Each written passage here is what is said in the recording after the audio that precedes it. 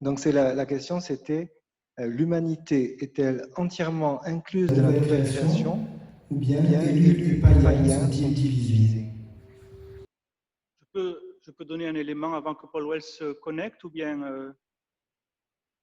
alors je ne vais pas prendre la place de mon professeur de dogmatique, mais j'ai abordé cette question quand j'ai parlé de la confusion à laquelle nous assistions aujourd'hui entre la grâce générale qui concerne l'ensemble de la création, l'alliance avec Noé, donc avec tous les êtres vivants, et la confusion avec la grâce de rédemption qui concerne le peuple de Dieu, les rachetés.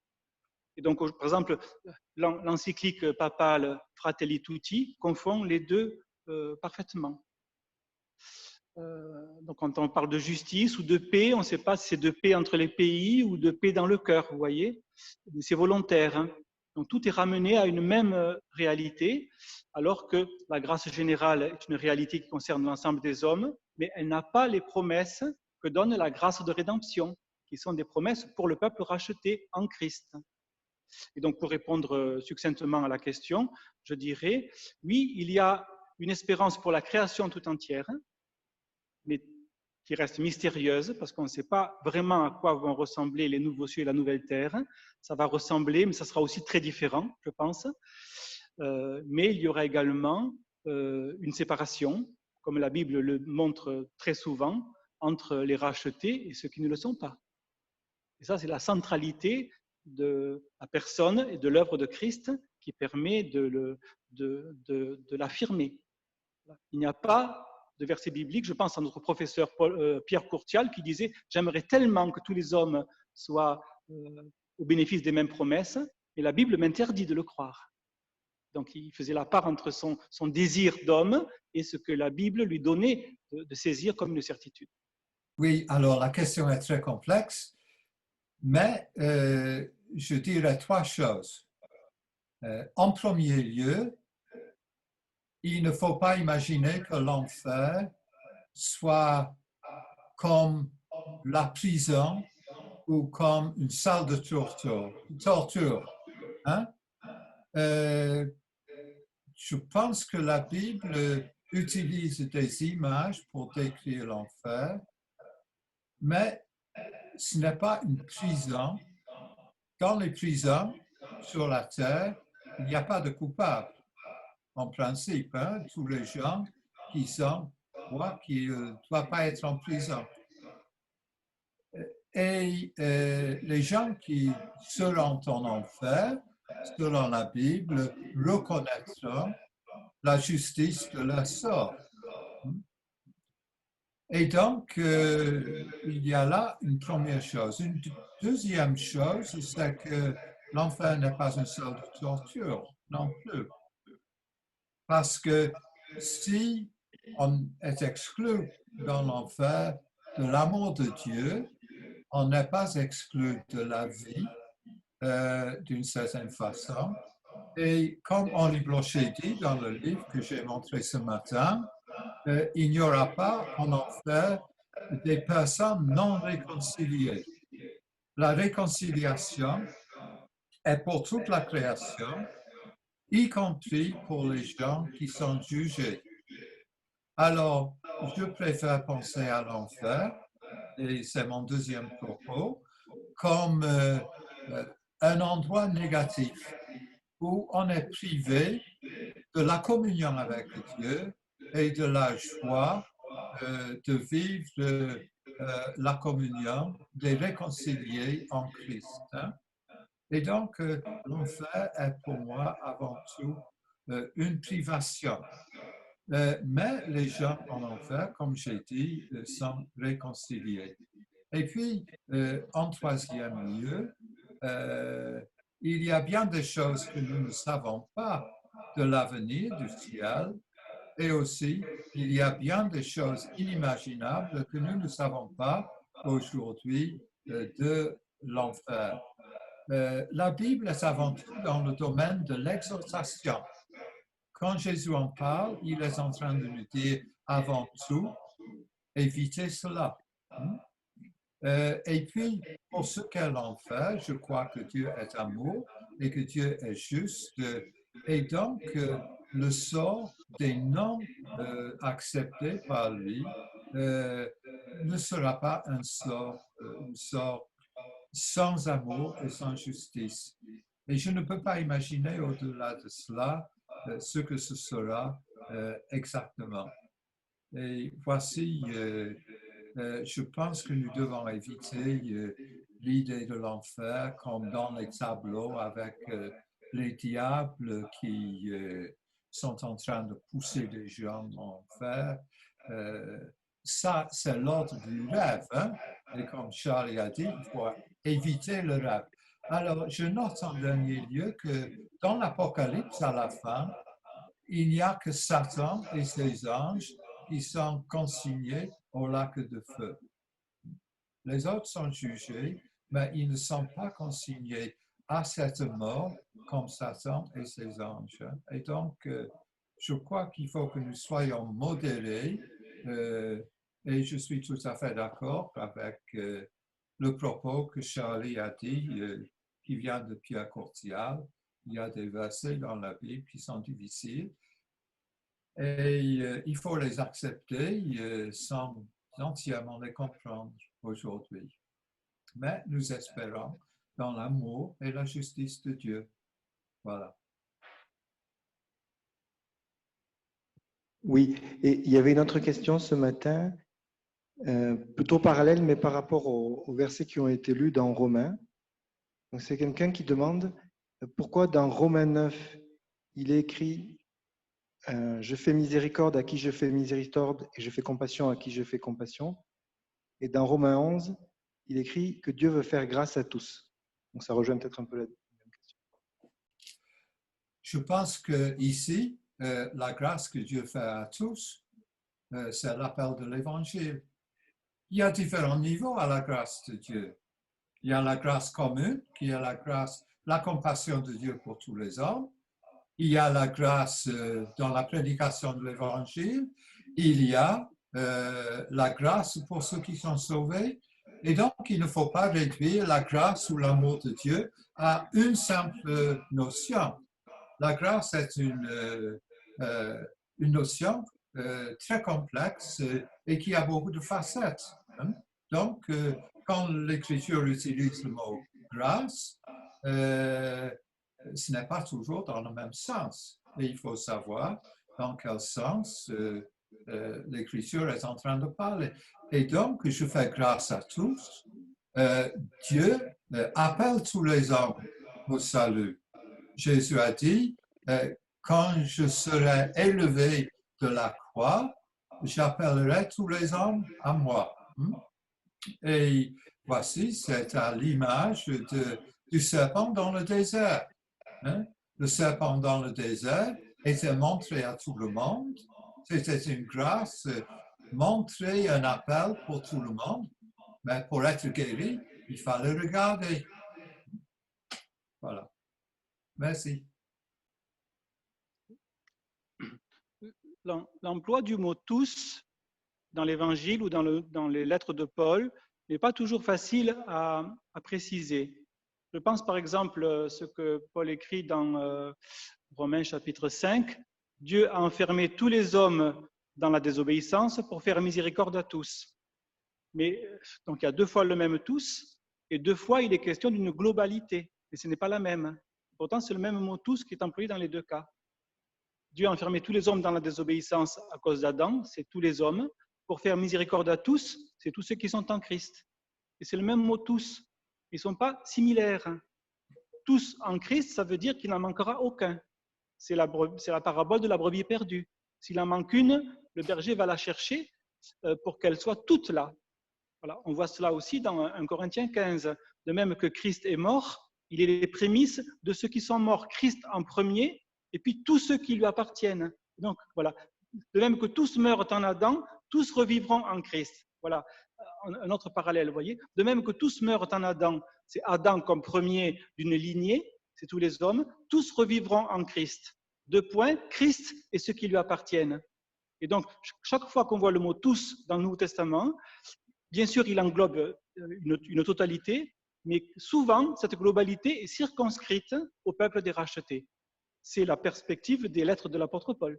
C'est la perspective du berger qui veut étendre son regard sur l'ensemble de son troupeau, y compris ceux qui sont au loin, y compris ceux qui ont de la peine à avancer. Mais c'est quand même circonscrit. Or, aujourd'hui, très souvent, ces versets sont lus comme étant universalistes. C'est tous, donc c'est tous les hommes. Mais on passe à côté d'une dimension importante de l'écriture, je pense. Bon, le problème, c'est celui-ci, très simplement. Dans Romains 9, il est dit « J'ai aimé Jacob, j'ai haï Ésaü ». Et dans Romains 11, il dit « J'ai enfermé tous les hommes dans le péché pour faire miséricorde à tous ». Donc, à Ésaü aussi. Alors, je pense que pour résoudre cette question, il faut un autre monde, car ce monde-ci, forcément, se termine par un jugement. Le jugement dernier, qui était prévu dès le commencement. Mais il reste des questions. Cette question-là, je ne pense pas que Dieu, dans son amour, gardera tout le monde dans une partie de l'humanité dans l'enfer ou torrent de soufre ou je ne sais quoi. Il y aura quelque chose après, parce que la Jérusalem céleste, elle est très, très fortifiée. Il y a des portes, il y a des murs. On ne peut pas rentrer si on n'est pas sauvé. Alors les autres, les Ésaü, tous ceux pour lesquels Jésus-Christ est mort, pour lesquels il a dit ce que je disais tout à l'heure,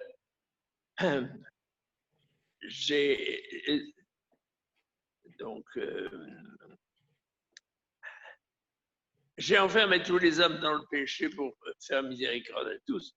Là, ça se trouve aussi dans Timothée, la volonté de Dieu de faire miséricorde à tous, qui fait qu'il y a des grands théologiens qui ont prévu que tout le monde serait sauvé. Mais évidemment, ce n'est pas possible d'annoncer cela parce que les gens diront mangeons et buvons, demain nous vivrons. Alors il faut annoncer un jugement. Mais n'y aura-t-il pas quelque chose après? Moi, je crois que tout ne termine pas avec la révélation de l'Apocalypse.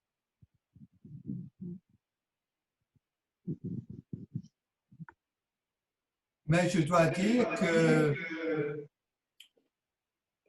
je ne connais pas de grands théologiens qui disent que tous seront sauvés. Hein? Peut-être Origène l'a dit, peut-être que Jacques Ellul l'a dit, mais les autres, Karl Barth ne l'a pas affirmé, Calvin et Luther certainement pas. Et donc, je pense qu'il faut être très réservé. Et après tout, c'est à Dieu de décider. Il faut laisser place à Dieu. Nous sommes comme des fourmis sur la terre et les fourmis sur la terre ne peuvent pas imaginer ce que font les êtres humains. Et nous avons à laisser la place à la bonté et à la sagesse de Dieu qui seul décidera. Alors que on peut discuter des cas comme Ésaü et Judas, par exemple. Est-ce que le mot haïr qui est cité veut dire exactement la même chose en français qu'en hébreu? Et on peut imaginer qu'en hébreu, le mot haïr veut dire Jacob, j'ai aimé, Ésaü, je n'ai pas aimé. et que cela ne parle pas de la vie éternelle, ça parle de l'héritage que Ésaü a troqué, hein, quand il a vendu son droit d'aînesse. Donc, ce verset ne parle pas nécessairement du sort éternel d'Ésaü. Hein. Mais il n'en reste pas moins que l'Écriture dit il y aura des sauvés et des perdus. Il y a une division, un divorce dans l'humanité. Et cette division dans l'humanité implique et veut dire un choix par rapport à Jésus-Christ qui est fait par les êtres humains. Et donc, la question est très complexe et on ne peut pas aller au-delà de ce que dit l'Écriture à ce sujet. Autrement, on tombe dans le domaine de l'imaginaire et non pas dans le domaine de la vérité biblique. Donc, voici.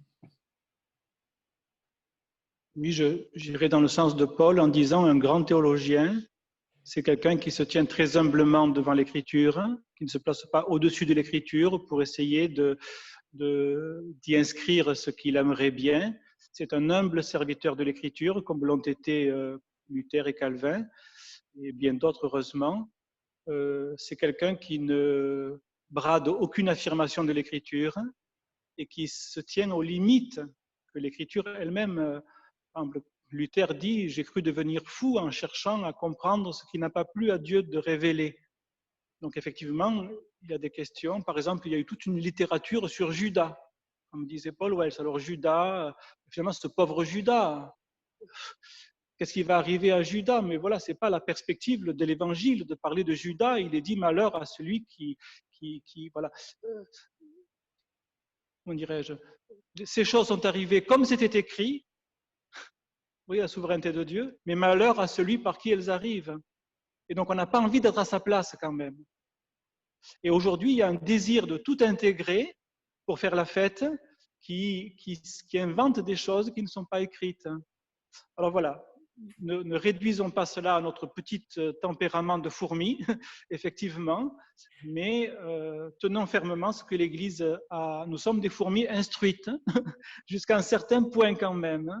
Voilà. Et tenons bien ce que Dieu nous a révélé, pas plus. C'est vrai. Donc, il y a une autre question. Notre espérance la plus grande se trouvant dans notre union à Christ, que dire de l'expression de Paul « Dieu sera tout en tous ». Alors, c'est encore une question énorme. Il faudrait regarder le contexte précis du verset, mais l'Écriture nous présente un certain ordre des choses. Il y a maintenant le temps de la grâce et il y aura après ce royaume de grâce de Jésus-Christ qui se manifeste par la prédication de l'Évangile à tout le monde. Il y aura le royaume de gloire de Jésus-Christ après son retour. Et l'apôtre Paul dit en 1 Corinthiens que au moment de la fin, Christ remettra le royaume entre les mains de Dieu et Père, et ainsi Dieu sera tout en tous.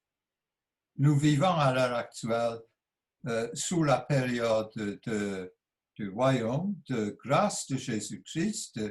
Après viendra le royaume de gloire où Christ jugera et sauvera tous ceux qui sont jugés et sauvés. Et après cela, il remettra le royaume entre les mains de Dieu qui est son Père. Et cela veut dire que Christ aura terminé son œuvre de rédemption et à ce moment-là, Dieu sera tout en tous. Cela veut dire pour moi que Dieu sera l'auteur de cette vie pour tous et la vie et l'immortalité viendra de Dieu, le Père lui-même, à travers Jésus-Christ et dans le Saint-Esprit. Et cette vie sera aussi la vie de ceux qui ne sont pas ce que nous appelons sauvés. Et donc, l'immortalité de ceux qui ne sont pas inclus dans le paradis de Dieu sera aussi une vie qui est maintenue et gardée par Dieu et Jésus-Christ. Et donc, ces personnes que nous appelons les perdus auront aussi la possibilité de reconnaître Dieu comme celui qui donne la vie. Et voici comment je comprends ce verset de l'Écriture. Voilà. Je ne sais pas si Charlie a quelque chose à ajouter à ce sujet, sans doute. Oui, avec un peu de gêne. Je pense aussi à ce passage où Paul dit aux Philippiens, tout genou fléchira et toute langue confessera. Voilà. Moi, je reviens à ce que j'ai suggéré, enfin ce que j'ai indiqué tout à l'heure. Le mot tous, qui toujours indique une globalité, n'indique pas nécessairement des globalités identiques. Et le tous qui concerne les rachetés, les enfants de Dieu, les brebis du Seigneur, eh bien, ce tous-là, il exclut ceux qui ne sont pas les brebis du Seigneur. Et donc, je serais moins affirmatif pour dire que ceux qui ne connaissent pas le Seigneur, un jour vivront quand même de lui, quelque part.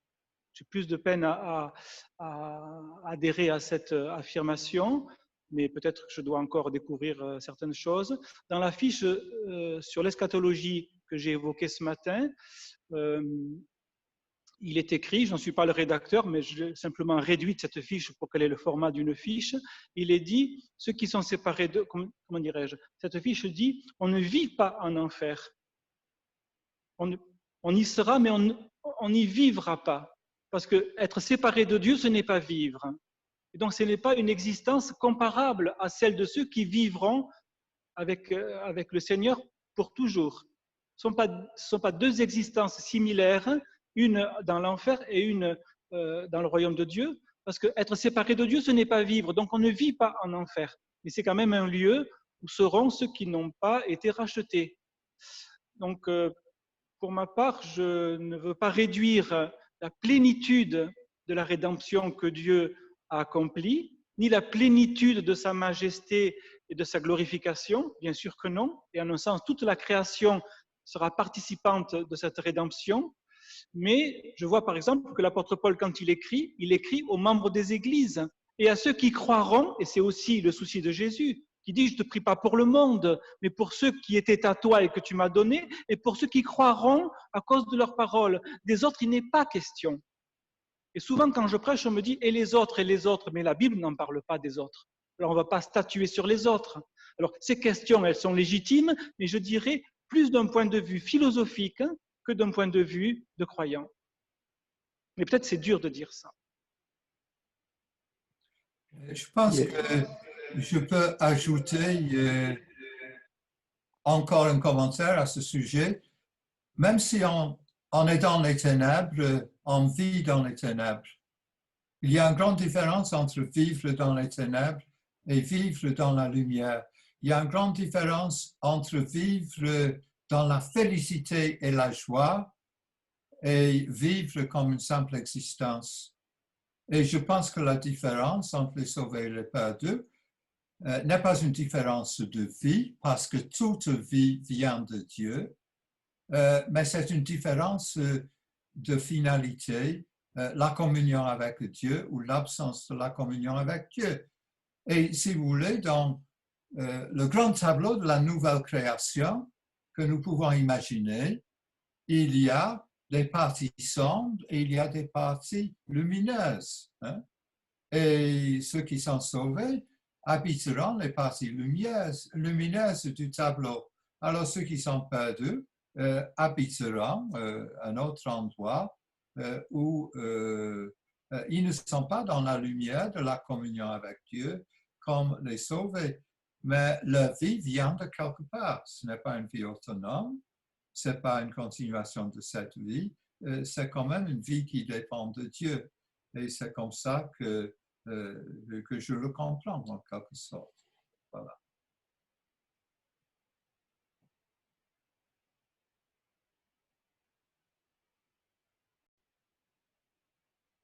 Donc, il y a une autre question, du coup, plus pour Charles Nicolas. Pourquoi ne pas confondre la mission diaconale de l'Église avec l'action sociale envers l'extérieur de l'Église? Ne s'agit-il pas aussi, dans l'action sociale, d'annoncer une forme d'espérance? Patrick Mézergue. Cher Patrick. Alors, à mon avis, l'action diaconale est excellente, sans doute insuffisamment développée aujourd'hui dans les églises, et l'action sociale est également excellente, mais ce sont deux choses presque complètement différentes. Je ne vois pas trop, pour ma part, quelle espérance peut se rajouter à l'action sociale. Un espoir de conditions de vie améliorées, oui, mais une espérance, je ne vois pas très bien. Je pense que le diaconat, les diacres, la notion de diaconat ou de diaconie s'inscrit dans la réalité, dans le contexte de l'Église. C'est un ministère d'Église, tout simplement. Et donc un ministère d'Église peut soutenir une action sociale éventuellement, mais ne peut en tout cas pas être confondu avec une action sociale. Et si on confond des ministères d'Église avec une action sociale, ça revient presque à nier la réalité de l'Église et la centralité de Jésus-Christ. Et je pense que quand l'Église se charge du fardeau d'une action sociale au-delà de ce que Dieu demande, eh bien, elle s'impose un fardeau qui ne correspond pas à sa vocation et elle risque de négliger le fardeau ou la vocation propre à l'Église qui consiste à prendre soin les uns des autres dans l'Église et de ce que Dieu va envoyer et qu'on ne choisit pas. Évidemment, l'Église est poreuse, mais, comment dirais-je, la réalité de ce soutien-là, que l'apôtre Paul appelle l'assistance destinée aux saints, cette réalité est inapplicable à l'échelle du social ou de l'humanitaire. Et donc, personnellement, je vois le développement de l'action sociale aujourd'hui ou de l'humanitaire au point de remplacer l'action diaconale comme une forme de négation précisément de l'espérance chrétienne. Disons que la différence entre l'amour fraternel et les relations exemplaires que nous devons avoir, les relations propres et généreuses et bienveillantes que nous devons avoir vis-à-vis des autres, la différence entre les deux, c'est la définition de l'Église. Si on gomme cette différence, on est dans un discours bienveillant, du coup social et humanitaire, mais je cherche dans la Bible des consignes, des préconisations qui nous invitent à nous consacrer dans cette direction-là. Donc, que des chrétiens s'investissent dans l'action sociale, dans l'alphabétisation, dans les soins infirmiers, sur des terrains, des théâtres de cataclysmes, bien évidemment, il faut qu'il y ait des chrétiens partout. Donc, il y a des chrétiens partout. Mais en tant qu'Église, je ne crois pas que ce soit une vocation qui nous soit demandée de la part du Seigneur. Je pense que l'Église devrait aller beaucoup plus loin dans les soins fraternels pour que personne dans l'Église ne souffre comme n'étant pas secouru par la grâce de Dieu, la grâce élective, la grâce de communion. Et si l'Église vit cela, alors elle va rayonner là où elle est, et ce rayonnement sera un témoignage que Christ est vivant au milieu d'elle. Quand l'Église se consacre tout entière dans le social, elle édulcore ce témoignage-là. Voilà, il y a une question dans le chat. Comment peut-on vivre notre espérance avec la pandémie? Donc, sans doute Charlie a quelque chose à dire par rapport à ce qu'il a dit. Il ne faut pas vivre trop près des événements. Et je pense qu'on peut ajouter 2 ou 3 autres choses à ce sujet. Je pense que pendant cette pandémie, les services de santé et les vaccins ont assumé un rôle messianique dans notre société. Il faut que notre système de sécurité sociale nous sauve. Il faut que le vaccin nous sauve. Et nous ne pouvons pas, en tant que chrétiens, mettre notre espérance en ces choses-là. Parce que ces choses-là ne nous délivreront pas de la mort inévitable qui arrivera quand le Seigneur le voudra. Alors, moi, je suis dans la tranche d'âge des gens qui sont en danger. Mais j'ai vécu cette pandémie avec l'attitude que je vais continuer à vivre normalement tant que possible et le reste est entre les mains du Seigneur. Et ma vie est entre les mains du Seigneur. Si je survis, ce sera grâce à lui. Si je m'en aille, c'est grâce à lui. Donc, le chrétien dédramatise cet événement qui est sans doute terrible, mais n'oublions pas que la peste au Moyen-Âge a tué 40% des vivants en Europe. Hein? Et 40%, c'est bien loin des gens qui meurent pendant cette pandémie. Et prendre la distance permet de dire ceci aussi passera. Ça, c'est très important. Mais ce qui m'attriste le plus, c'est l'absence des églises chrétiennes dans le discours de nos pays. Pendant la Deuxième Guerre mondiale, en Grande-Bretagne, on avait des jours de prière nationaux, hein, où le pays tout entier priait le Seigneur pour la délivrance pendant les bombardements. La grande défaillance de l'Église d'Angleterre pendant cette pandémie est de ne pas avoir appelé notre nation au repentir. Le Seigneur nous donne peut-être notre dernière chance en Occident pour nous repentir de notre foi en le progrès. Et au lieu de prendre et de saisir cette occasion de repentir, nous mettons notre espérance en des choses humaines, y compris le pape. Y compris le pape.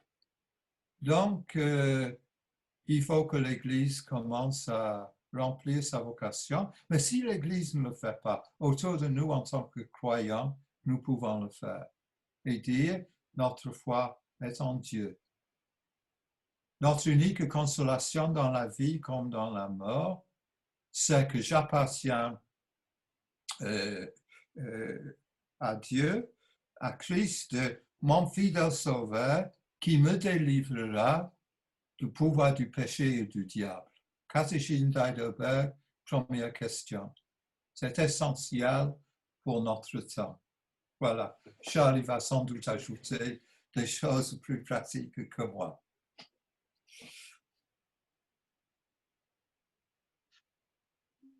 Je peux y aller? Voilà. Je ne vais pas rajouter grand-chose parce que je suis d'accord avec ce que Paul Wells dit. Le contexte est très défavorable à des prises de parole publiques puisque nous sommes invités à nous nous confiner, c'est le cas de le dire, dans des lieux privés.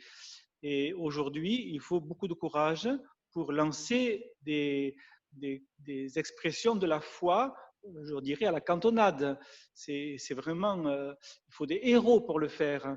Et des héros, il n'y en a pas des centaines de milliers, n'est-ce pas? Et moins on le fait, plus ce sera difficile de le faire. Et c'est pourquoi il faut le faire. Et demandons à Dieu de nous montrer quand le faire. Et nous avons des dons et des vocations différents les uns et les autres. Je pense que les pasteurs dont je fais partie sont intimidés eux-mêmes, y compris dans les églises, et qu'on modère, et qu'on module, et qu'on atténue nos affirmations pour qu'elles soient encore acceptables par le plus grand nombre. Et donc, ce mode de communication atténué, eh bien, il se répercute au niveau de chaque chrétien. Si moi j'entends un message très fort, mon témoignage sera plus fort dans la semaine qui suit. Si j'entends un message dilué, mon témoignage sera dilué. Ce n'est pas une excuse, n'est-ce pas? C'est une explication. Et donc, il manque aujourd'hui des personnes qui ont l'audace, sans se départir de l'humilité qui convient aux disciples du Seigneur, n'est-ce pas? On l'a rappelé cet après-midi. L'humilité nous convient en toutes occasions, mais avec humilité, nous devons oser dire des choses, même si en apparence elles ne sont pas audibles, parce que le Saint-Esprit va confirmer ces choses dans le cœur de ceux qui les entendent. Et quelqu'un peut se moquer aujourd'hui et dans une semaine dire « Heureusement que tu as dit ça, parce que ça a drôlement trotté dans ma tête ».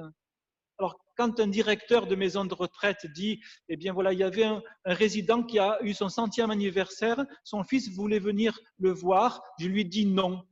Je lui dis, c'est quand même dramatique, n'est-ce pas? Non pas pour un anniversaire, mais parce qu'il y a un événement dans la vie de quelqu'un qui, pour lui, a une très grande importance, une importance plus grande que de vivre encore 6 mois de plus, n'est-ce pas? Et donc, on est esclave des statistiques. Et ça, aujourd'hui, il faut bien le dire quand même. Dans l'échelle des valeurs, nous avons mis des choses principales à la xème place et des choses secondaires, ou en tout cas pas essentielles, ont pris la première place. Mais si on ne conteste pas cela, bientôt on ne pourra même plus respirer librement dans la rue. Voilà. Donc il y a une urgence de dire les choses, simplement il faut les dire comme Christ les dirait, et sans se prendre pour Christ, mais comme un disciple, quoi, comme un serviteur. Il y a une question au sujet de l'espérance. Qu'en est-il des promesses pour les enfants des chrétiens?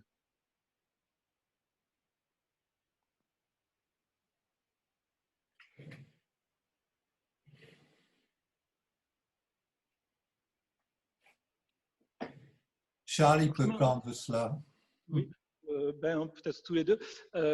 Justement, je voulais parler des enfants. Comme je l'ai dit tout à l'heure, la destinée ou le sort de nos enfants aujourd'hui doit être préoccupant, non pas préoccupant de telle sorte que nous serions tétanisés, paralysés, finalement perdants, mais dans la mesure où il y a un défi considérable si nous voulons que la génération des fidèles dans l'Église de Jésus-Christ prennent le relais et poursuivent ce témoignage qui doit rester sur la terre. Nos enfants sont confrontés à un contexte quand même spirituellement très hostile. Et donc là, il y a une vocation d'abord dans les maisons,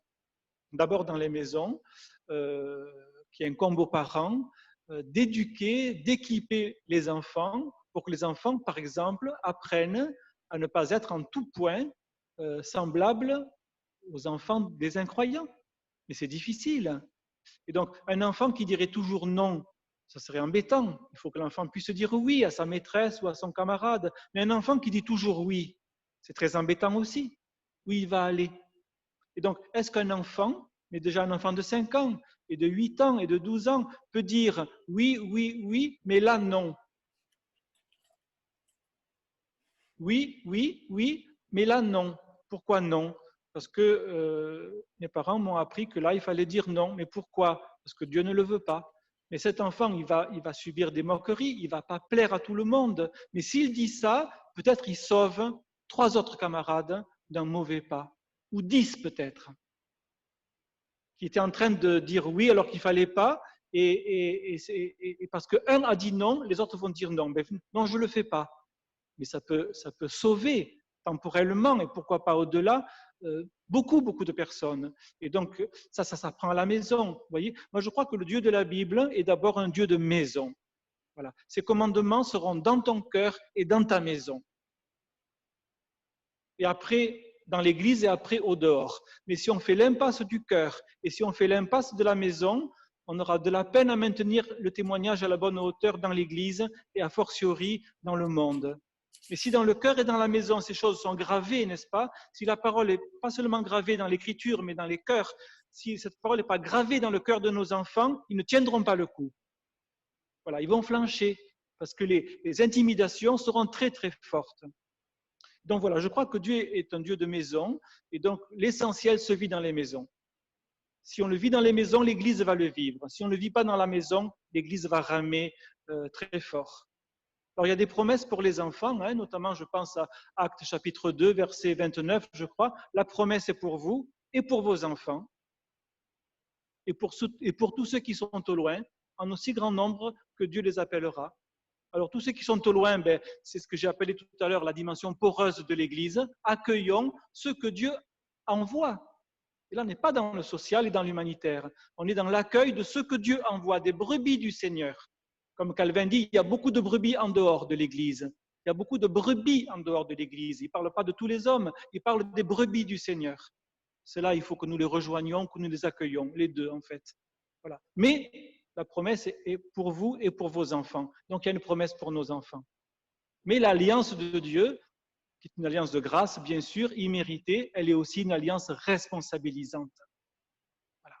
Et donc, Pierre Courtial disait, nos enfants seront jugés plus sévèrement que les enfants des autres, parce qu'ils ont reçu beaucoup plus que les autres. Et donc la grâce comprend une responsabilité. Nous devons assumer cette responsabilité et nous aider les uns les autres, pastoralement, dans ce sens-là.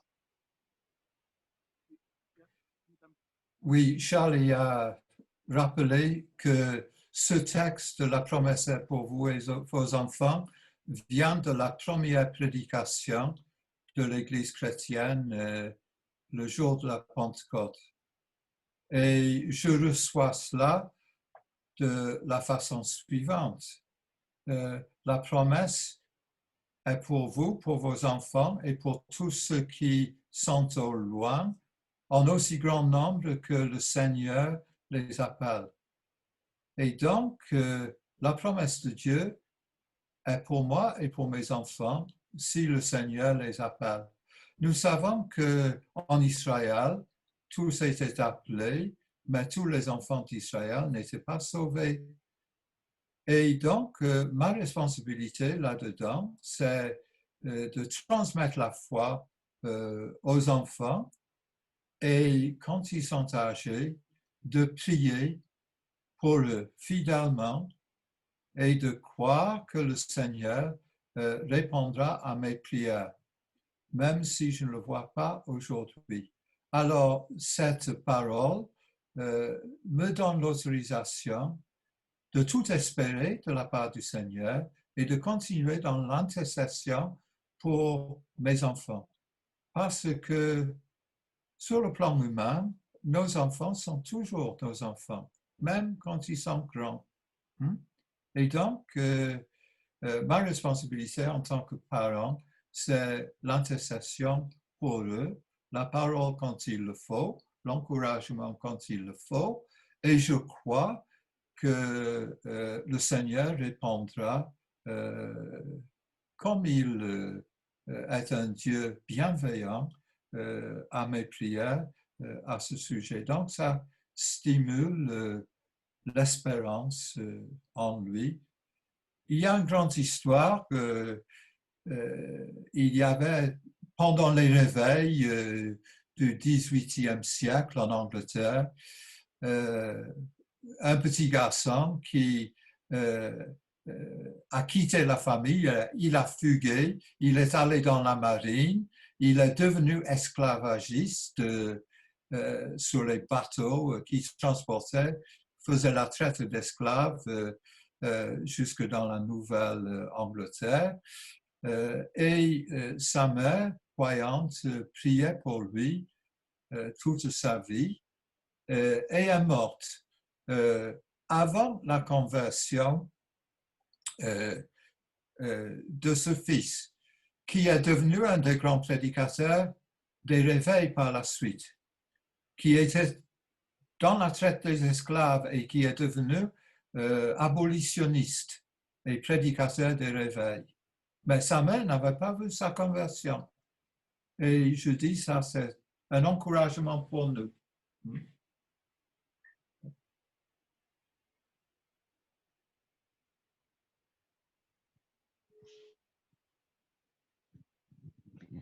L'enfant qui ose dire non, il ne se rend pas compte d'une bénédiction qu'il recevra après.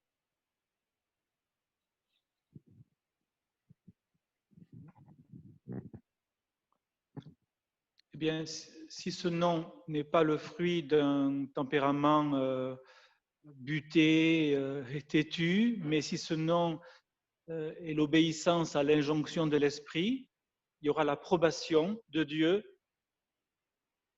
Il y aura l'approbation de Dieu sur cet enfant, et rien n'est plus précieux dans la vie d'un homme ou d'une femme que l'approbation de Dieu sur lui.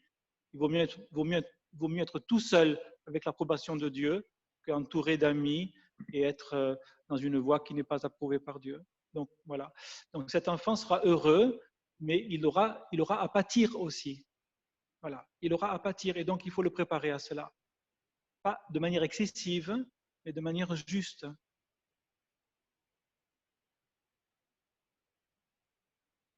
Encore une dernière question, enfin, pour l'instant c'est la dernière. La présence des chrétiens et des églises sur Internet n'a jamais été aussi importante. Ne faut-il pas le prendre en compte comme témoignage de l'Église donc?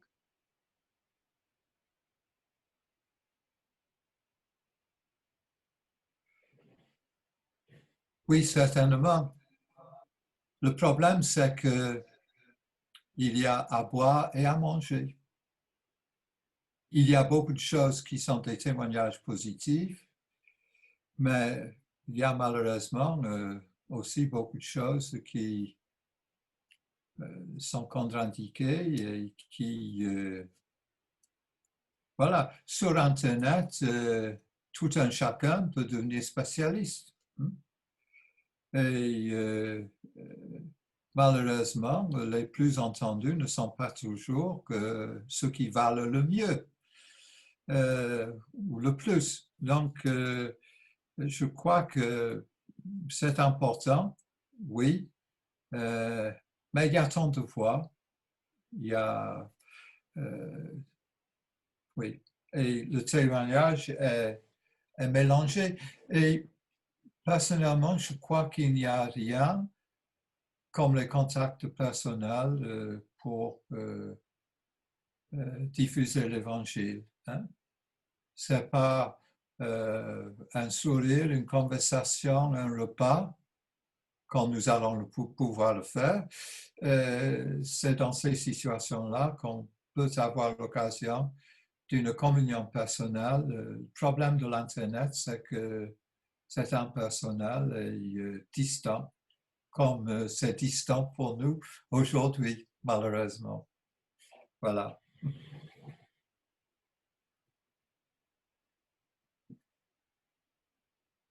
Oui. Alors, la technique rend des choses possibles, effectivement, nous le vivons aujourd'hui. Je pense à Radio Évangile qui diffusait depuis Marseille pour les églises ou pour les chrétiens d'Europe, d'Afrique du Nord. Eh bien, voilà, le message a transité et transite encore aujourd'hui dans des pays fermés par la technologie. Et Internet, évidemment, permet de diffuser des messages dans des lieux où nous ne pourrions pas aller. Voilà, le problème d'Internet, c'est qu'il est exposé au risque de la séduction. Voilà, la séduction qui est un piège, voilà, qui n'est pas véridique. Internet expose au risque du trop. On en parlait aussi tout à l'heure en venant. Ça veut dire il y a une telle accumulation qu'on va être submergé de messages soit qui iront dans le même sens, soit qui seront contradictoires. Et ce trop ne correspond pas, est incompatible avec cette ascèse dont parlait Clément Dietrich tout à l'heure, avec la notion de recueillement, avec même cette juste distance par rapport à ce qu'on entend. Je pense à cette parole du livre des Proverbes, le peu du juste vaut mieux que l'abondance des méchants. Ça, c'est magnifique, n'est-ce pas? Ça veut dire une parole juste, un non éventuellement, ou un oui quand il faut, une parole juste accomplit un travail considérable dont il apparaît que c'est Dieu qui est l'auteur. Et Internet peut donner l'impression d'être un foisonnement de contributions qui se suffirait à lui-même. Vous voyez, c'est-à-dire on est dans le beaucoup, on est dans le trop. Et le jugement, c'est-à-dire le jugement que chaque homme ou chaque femme doit exercer pour retenir ce qui est bon et mettre de côté ce qui ne l'est pas, ce jugement risque d'avoir de la peine à s'exercer parce qu'on est dans un flux d'appels, d'informations qui est un petit peu vertigineux et qui menace de nous emporter quelquefois. Mais dans toutes ces choses, il y a des choses excellentes qu'il nous faut recueillir et garder. Il y a une discipline, voilà, il y a une discipline nécessaire, un peu d'écran, pas trop d'écran. Hein, vous le savez, les enfants sont abîmés dans leur capacité de réfléchir et de grandir en maturité par un usage excessif des écrans. Mais quand on a dit ça, qu'est-ce qu'on fait, vous voyez? Et donc, mettre une limite, ça ne veut pas dire interdire, ça veut dire faire un bon usage des choses, comme de toutes choses, de l'argent, du temps que Dieu nous donne, de nos forces, de nos capacités. Le bon usage demande un peu de distance. Et donc, qu'Internet ne devienne pas une espérance en soi, mais désigne l'espérance qui est la nôtre, inchangée, incorruptible. Si Internet permet de faire cela, c'est un bon outil. Si le moyen qu'est Internet prend une place prépondérante, notre espérance sera dans Internet. Et là, du coup, on est distrait de l'espérance qui doit être la nôtre. Et donc, faisons des jeûnes d'Internet quelquefois, comme Jésus a jeûné de relations sociales quelquefois pour préserver la relation avec son Père. Voilà. Le peu du juste vaut mieux que l'abondance des méchants. Cette parole me semble vraiment magnifique. Je pense qu'il y a, en dernier lieu, une autre chose qu'il faut indiquer par rapport à Internet, c'est que nous pensons que cela nous donne une plateforme de liberté. Mais en réalité, cette liberté est très dangereuse parce qu'elle risque la soumission à beaucoup de contrôle à l'avenir. Et je pense que la liberté de l'expression pourra être un jour vraiment réduite à cause du monopole des grandes compagnies informatiques et le big tech, comme on dit en anglais, ceux qui contrôlent les médias sur le plan technologique.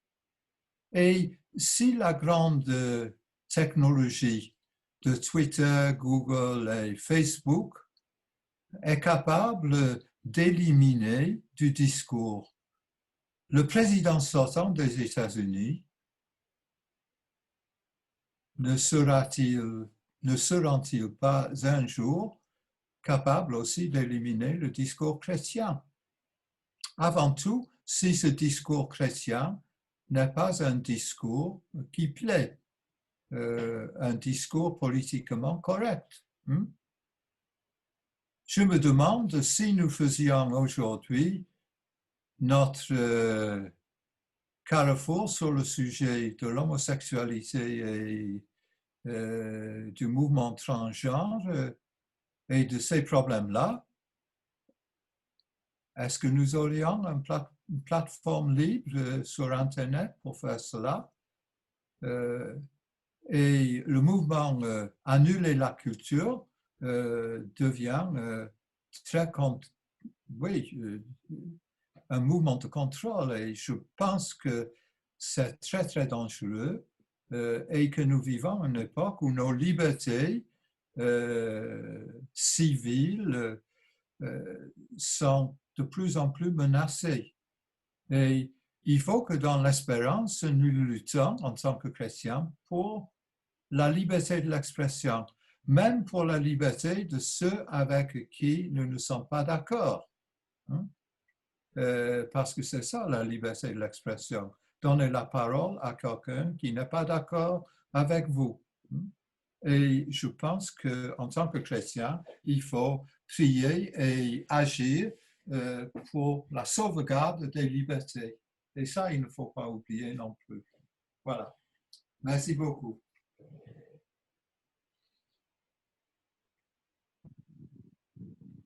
Dans les informations que donne Porte Ouverte, on a le plaisir de voir de temps en temps des gens dans les pays où on leur interdit la Bible, il y a des gens qui arrivent par les médias à se convertir.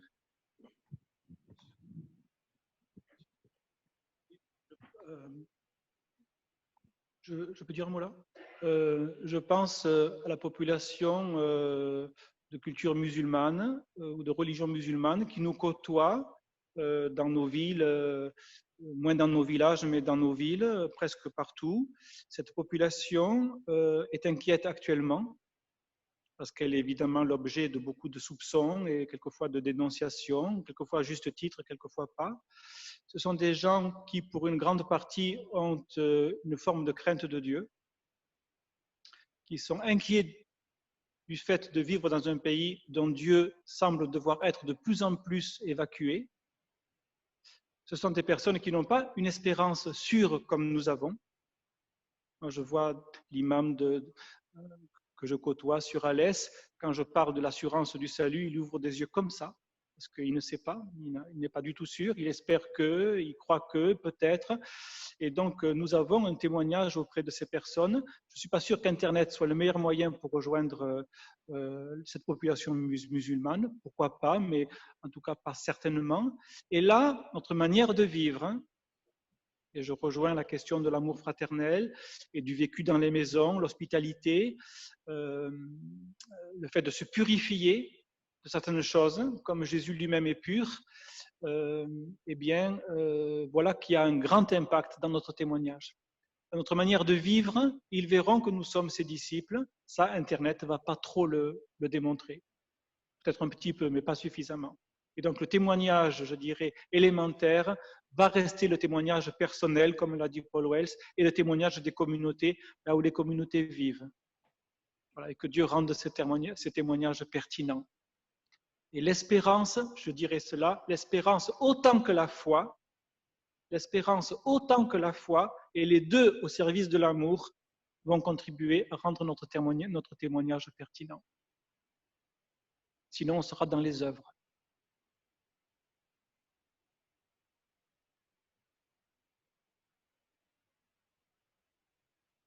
Merci beaucoup à nos orateurs. Merci beaucoup d'avoir posé ces questions. Sandra Tana va prendre la parole maintenant. Voilà, donc je réitère les remerciements. Merci à Paul Wells et à Charles Nicolas d'avoir accepté d'être les instruments du Seigneur pour nous parler. J'espère que le Seigneur nous a parlé vraiment au plus profond de notre cœur et que nous avons entendu ce qu'il veut nous dire, que ce soit personnellement ou communautairement. Merci. Alors, nous tenons des notes de Charles vient de me dire que ces notes sont disponibles. C'est sur Internet? OK. Donc, Charles va nous envoyer ces notes. Et puis, si vous en faites la demande, on va donc vous les envoyer. Et puis, notre Carrefour d'aujourd'hui a été enregistré aussi. Et donc, je pense qu'on pourra vous envoyer cela. Voilà. Alors, le prochain Carrefour, le 15e Carrefour qui va se tenir le samedi 22 janvier 2022, Dieu voulant, Dieu voulant, nous espérons que ce soit en présentiel, mais si ce n'est pas le cas, donc on va aviser. Aura pour titre le chrétien et les œuvres bonnes. Et avec comme sous-titre, le chrétien a-t-il des œuvres bonnes à accomplir? Et les orateurs qui vont nous entraîner dans cette réflexion, ce sera Éric Caillayan, que nous avons déjà eu le plaisir d'entendre dans le Carrefour de 2018, et Clément Diedrich, que nous avons entendu beaucoup parler tout à l'heure. Voilà, donc je vous donne rendez-vous le 22 janvier 2022. Hein, donc réservez déjà cette date, même si on ne sait pas ce qui va se passer, mais nous savons, avec l'espérance que nous avons, hein, que le Seigneur est là aussi présent et qu'il veille sur chacun de nous. Alors maintenant, on va terminer et je vais vous inviter tout simplement à la prière, là où vous êtes devant vos écrans, mais aussi ici au temple. Prions. Dieu notre Père, nous te bénissons. Merci de nous avoir parlé au travers de tes serviteurs. Merci surtout de nous avoir entretenus sur notre espérance. Parce que c'est vrai, Seigneur, nous en avons besoin. Tu nous as enseigné aujourd'hui, tu nous as instruits, tu nous as donné des docteurs, Seigneur, de ta parole. Et nous voulons tout simplement nous réjouir de ce que nous avons pu entendre aujourd'hui, tes enseignements, tes instructions. Maintenant, nous te demandons de bénir ce que nous avons entendu et de surtout les faire fructifier dans nos vies chaque jour. Nous voulons te prier pour Paul Wells et pour Charles Nicolas aussi. Nous les remettons entre tes mains, Seigneur. Fortifie leur corps et puis tous les efforts qu'ils ont faits pour amener ta parole pour que nous puissions entendre aussi. Sois avec eux et bénis-les, Seigneur. Et bénis-nous tous qui sommes à ton écoute devant nos écrans, mais ici aussi dans ce temple. Marche avec nous, Seigneur, et accompagne-nous dans ta grâce. C'est dans le nom de Jésus-Christ que nous te prions. Amen. Amen. Alors, on vous remercie tous, vous tous qui êtes devant vos écrans, et que le Seigneur vous bénisse, frères et sœurs.